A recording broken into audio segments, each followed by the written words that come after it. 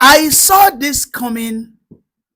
I knew it, and this was why last week or 2 weeks ago I made a video that the Benue youth leaders must brace up because the Nigerian army will come after them. If you have been my ardent follower, right, you would also agree with me that you have also saw this coming. The Nigerian military have now launched a new operation, leaving the Fulani bandits behind, going after the Benue youth leaders, right? They have arrested them, detained them. What is their offense? Simple. They have reason to kick out and fight against every form of terrorism that is carried out by these, marauding headers within their communities. At this stage, I believe the answer to that question is clear, that who are the Nigerian armies actually working for? Whose interests are they protecting? Um, some days ago, a politician said that there are people within the cadre of the Nigerian military that sell intels to the IS groups. Like, these are the bandits, the genuines. Like, there are people within the military formations that these are people that have been compromised, and they work with Fulani militias by giving their informations like, this is how we intend to come and counter you guys. So you guys should follow this other way of the road. We are not going to meet. And even eventually, if we are going to meet, you guys will be far ahead. We won't be able to catch you guys. Why should the Nigerian army begin to clamp down on young people who just want to leave? Is it an offense in Nigeria that you just want to leave? This land is yours. This land was your ancestors. This land was bequeathed to you by your forebears. This land, at the very beginning, these militias, these invaders, these usurpers were never near that place. It was when Nigeria was formed, because we needed, or we were forced to coexist amongst ourselves. Then these guys were allowed in as at 1914. Do not forget, at the time of 1904, when the jihadists of the Uthman Danfodio that started in 1804, right? Over 100 years. When that jihad started, it was conquered and stopped within the period of 1904 to 1910. And just in a couple of 4 years, the British colonial master joined us together. Then we started seeing the incursions of the Fulani militias, penetrating these middle belt areas. They became resident. They became very, very accommodated by the middle belters, because what happened? This was done not through negotiations. This was done not through consensus. This was done under the barrel of the gun. Anybody who didn't want to accept the settlements of the Fulani militias as at then, because they were in cahoots with the British colonial masters. These were the people who were largely employed and deployed into the what? The British police force. Okay? They were the ones they were called, those days they were called Askaris. Okay, are you with me? So these Fulanis, as at then, were largely those that became the police. Hence, they became powerful in the society, right? So they could do and undo within this middle belt area, even in some parts of the south, then. But that was the trend. And that was how we saw that all these guys, these Fulani militias and others, penetrated the middle belt, because right from onset, historically, there has always been a constant conflict between the core north and the middle belters, because the core north have always called the middle belters pagans, Christians, right? All these areas of the southern Kaduna, right into Plateau, into Benue, all those places, They never what accepted or tolerated these elders. They never did. And even when the war started in 1804 by Uthman Dan Fodio, he faced the biggest and this fiercest resistance as an inside Middle Belt. To be precise, he faced his fiercest resistance right now today Benue, where the Benue women were the warriors that threw the dart that poisoned him. Now, bringing this situation forward, we begin to understand that can we agree that the Nigerian army is not in a way being what should I call it? Being neutral here. Because people who have been killed on a daily, these are people who have been depopulated. The last time there was a video that we saw that these militias went into Plateau. We share the same, I mean, they are just almost the same thing, Benue and Plateau. Use me, they went into Plateau, shooting sporadically, just straight. Anybody, if anybody will bullet jam na sabi, those -1. They don't care, no give a damn. While the Plateau youths are still sleeping, the Benue have said, we have had enough. We can no longer be silenced. We can no longer, in the face of fear and death, cower.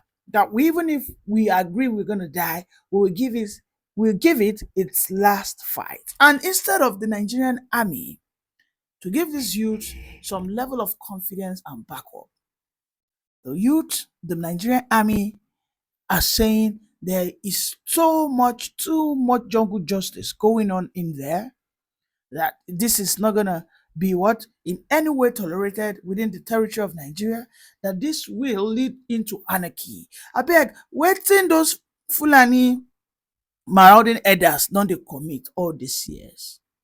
Because they go around in Benue today. I just want to be sure that they will just, if they see that you are physically fit as a Benue youth, they pick you up. Because I know that this is the system in Nigeria. But if that was the case, why are they not picking up anybody that they know looks like a Fulani header that is so physically fit, that looks sort of radical? They won't. They don't do that. They call it, we don't want to profile them. Right? The last time we had a situation in Ondo State, right, that the Amotekun saw a lorry. That lorry was profiled. That lorry was stopped and it was ransacked. And lo and behold, within that lorry, nothing less than 100 guns were found there, with machetes, with all forms of weapons of warfare, like axe, daggers. These were the things they found. And Amotekun didn't even bother to engage the superior security apparatus. They took action, deported those guys. But it was another scenario entirely in Uromi. In Uromi, the very famous hunter, 16 hunters, do you remember the story? Who were the people that caught them? The youths of Uromi, when they found out that the vigilantes have caught, they've been able to stop and ransack this lorry. This lorry was disguised to have been carrying cement. But upon investigation, there was no cement in that lorry. It was just empty bags filled with sand and people lying down who were what claiming to be hunters. When the youth saw that this doesn't make sense, you left north to River State to hunt, and you have some forms of weapons with you. You tell me you're going back when we know that the tension within this contraption is so fragile and very hot. They overreacted, and we know what happened. They lynched 16, right? They lynched 16. But we know what happened to those guys today. Most of them have been handed over by their state governors to the police. Hence, they will face the wrath of the law. It is now very delicate to save your own life, even in the face of death threat in Nigeria. In Nigeria today, when you are faced with a threat that might take away your life, Most especially when this person who is threatening you happens to be a militia, a bandit, right? This is a person that you never invited, invaded your peace, right? And your safety zone, but you say you want to lift a finger to protect yourself, and you get that person, you overpower that person. We know what happened to Jackson in the same plateau or Benue that we're talking about. We know what happened to Sunday Jackson, how today he has been condemned to be what? To be hanged by the same Nigerian government. It is sad and pathetic that this same Nigerian army, right, that are looking for people to join them to fight against Fulani militias, right, will now be getting the service from Nigerians pro bono for free to counter those Fulani militias. But instead of them to encourage them, in fact, have a deal with them, recruit them or turn them to what we something similar to what? Civilian JTF, joint task force. You give them a quick paramilitary trainings, gun handling, profile those youths who intend to fight against this marauder so that they can have their land protected and their dignity restored. What we are saying is the Nigerian army has declared a fresh operation to go after every youth leader in Benue if you are suspected or to have been reported to be involved in clamping down the Fulanis who are terrorizing their nation or their land. I mean, it doesn't add up to me.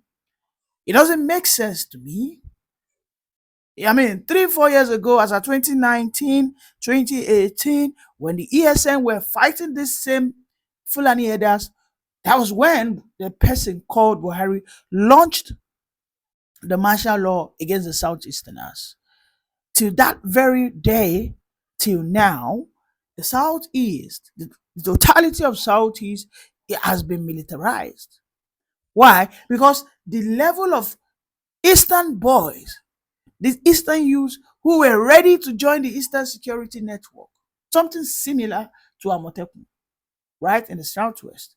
Yes, we can debate on the legitimacy of ESN, but there's absolutely nothing. When that thing was formed out of good faith, right? When it was formed out of good faith to counter terrorism that were being perpetrated by these headers, the government at the very moment should have reformed it, taken it over, okay, institutionalize it, and hand it over to the state governors. That is what they should have done. At least if more people refuse to join the Nigerian army, more of them can join the Eastern Security Network. Right? But Buhari didn't want anything that will embolden the security of the Eastern Corridor for a second. Just wanted them to remain vulnerable, wanted them to remain exposed to those Fulani militias. Are you with me? So these are the issues. These are the issues. Now, today, the total Southeast Corridor is under the martial law. Every 10 to 50 kilometers, there will be an army checkpoint. The army checkpoint, any boss, they find youth, you're putting on a very, you're putting on a classy hairstyle, something that is unique. You're stopped, you're checked, your phones and all that. You're ransacked, you're humiliated. In some cases, you have to pay, right? You have to pay. Is that why they should be there? They said people are killing the real owners of the land. You, as the military, are supposed to be there fighting against such terrorism. But instead, you went there to go against the real people of the land. And I'm afraid to say this, but this might happen because what happened in the Southeast, there's a possibility it's going to happen in Benue because the youth will over time become radicalized. Yes, over time there will be a wing or there will be a group of rebels. Yes, this is what keeps happening all over. We've had it in the Niger Delta. We've had it in the Southeastern Corridor. We had it in the Southwest, the boys of Sunday Igboho. right? Because they were liberal rebels. Because why? They cried out to the Nigerian government, most especially under Buhari. These your brothers, Fulanese, because you are Fulani, these your brothers. You cannot just tell us that they are evil. You need to fight them. They called on Buhari. They called on the Nigerian army and the Nigerian government. We need help. These guys are grabbing our lands. But that then the government turned deaf ears. And then they became radicalized. And they took what? They took the matter into their hands. And we know what the people of Igbo and Igbo himself did. But at the end of the day, what happened? There was a counterattack that was launched against him. That is the pattern that we are seeing in Benue now. That very soon, the Benue youth, if this Tinubu regime and the Nigerian army do not bring what we call equity to the fore, let people see that you are not siding with a particular group in this country. It cannot be the same that will happen in Southeast. It shouldn't be the same that will happen in the Southwest. That will not be happening in the Middle Belt. People are saying this. I mean, people are not foolish. People can see, they can smell, and they can think. Why is the Nigerian army afterwards? We were not like this. This will be the statement of the Benue youth. We became self-defensive, self-apprehensive, because it seems like the Nigerian army do not have the capacity or do not have the military will to actually push back these Fulani militias. And there could be only one thing: they are in collaboration with the Fulani herders, or they have been overpowered by technological superiority and weapons superiority of the Fulani militias. Because why over 10 good years, the Benue people are being killed on a daily, no any form of compensation. Just 2 weeks ago, nothing less than 50 something people were died, and now the youths have decided to rise. They are now, capturing these Fulani militias leaders alive. The last time they captured one, he said, "Please allow me, let me." That's the Fulani terrorist begging. He said, "Allow me, let me call my mother." And the Fulani youth leader said, "You don't give our wives and children that you have killed in the past a time to even say a word of prayer. You don't deserve to call your mother." I believe that that event went viral because I made a video about it. And maybe perhaps the Nigerian army saw that. I suspect that that could be the reason why they have now launched an attack to start clamping down on all Benue youth leaders. It is unfortunate. It is totally unfortunate that this is what we've become as a nation. It is unfortunate that there is something that is similar to what we call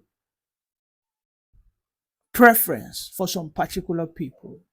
Because I try to wrap my head around it, not to be biased, but I have got to be objective. The pattern in the Southwest was similar. The pattern in the Southeast, the same, similar to what happened in the Southwest. Now in Benue, almost the same. So what I'm saying is, if the Plateau people rise up and they begin to repel, push back, they counter the Fulani bandits. In some cases, they capture them out of hunger, deal with them. The Nigerian army will begin to go against those Plateau youth. I think that is what's going to happen. It's unfortunate. It is totally unfortunate. If you're just joining, please kindly like, subscribe, and share. Bye for now.